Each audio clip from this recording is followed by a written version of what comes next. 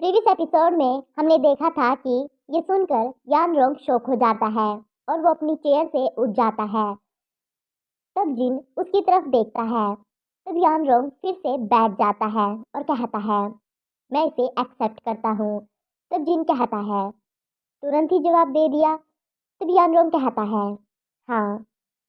तब जिन यान रोंग के फेस को टच करता है और कहता है, तुम्हारी आफ्टरनून की क्लास का टाइम क्या है, अब आगे। तब जिन यानरोंग के फेस को टच करता है और फिर कहता है, तुम्हारी आफ्टरनून की क्लास का टाइम क्या है। तब यानरोंग कहता है, मैंने यहाँ आने के लिए लीव ली है, तो मुझे तुरंत ही वापस जाना होगा। तब जिन कहता है, ठीक है, कॉन्टैक्ट इन्फॉर्मेशन एक्सचेंज करते हैं। तब यानरोंग कहता है, ठीक है।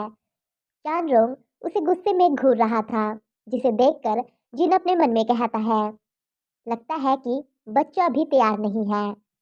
फिर वो दोनों कॉन्टैक्ट इन्फॉर्मेशन को एक्सचेंज करते हैं। तब जिन कहता है, अगर तुम्हें किसी भी चीज़ की ज़रूरत हो तो मेरे पास आ जाना। तब ये सुनकर यानरोंग का फेस रेड हो जाता है और वो वहाँ से भाग जाता है। तब जिन यानरोंग के बारे में सोचने लगता है और फिर अपने मन में कहता है, कोई जल्दी नहीं है। और ये सब सोचकर वो खुश हो जाता है। Later. जिन का काम खत्म हो गया था और वो घर जाने लगता है। तब एक नर्स कहती है, डायरेक्टर वांग, आपके हार्ड वर्क के लिए थैंक यू।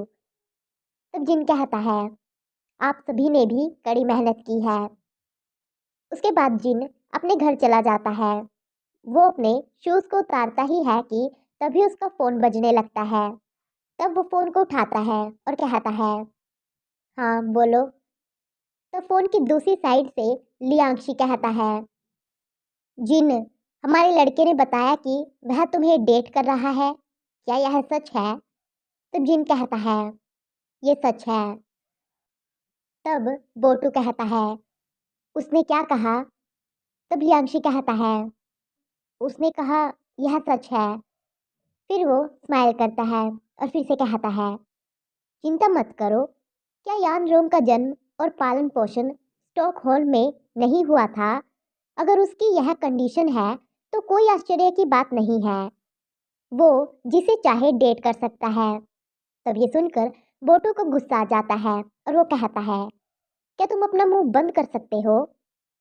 फिर बोटू यानरोंग के बारे में सोचने लगता है, जब उसने ये सब कुछ उन दोनों को बताया था।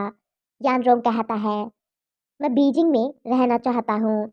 मैं भाई वांगजिन को छोड़कर नहीं जा सकता। मैं उन्हें डेट कर रहा हूँ। तब ये सुनकर उन दोनों को झटका लगता है।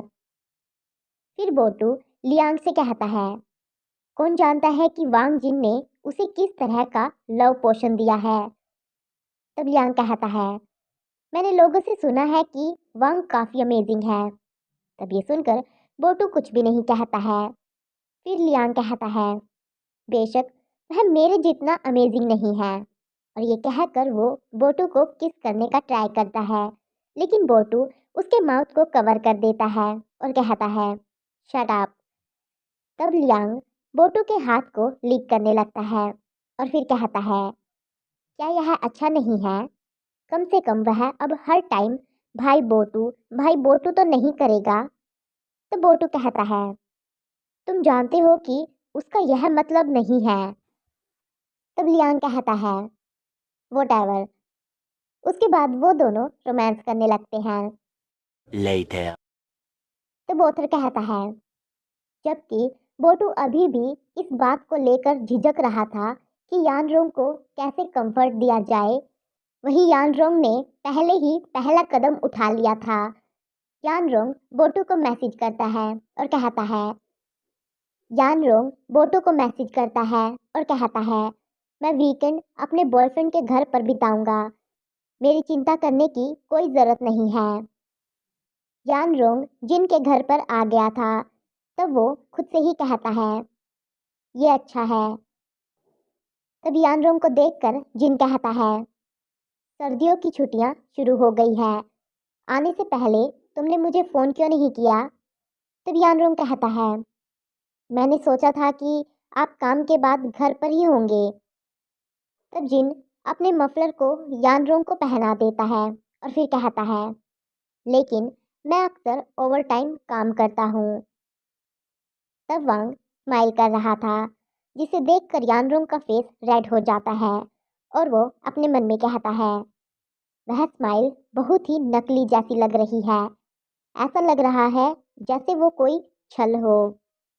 फिर वो यानरोंग को अंदर ले जाता है और कहता है, अंदर आओ और खुद को थोड़ा गर्म कर लो। फिर यानरोंग अंदर आ जाता है और फिर वो अपने मन में कहता है, यह दिन तो एक दिन आना ही था। फिर वो जिन से कहता है, तुम्हें परेशान करने के लिए माफ़ करना। और इसी के साथ ये चैप्टर यहीं ख़त्म होता है।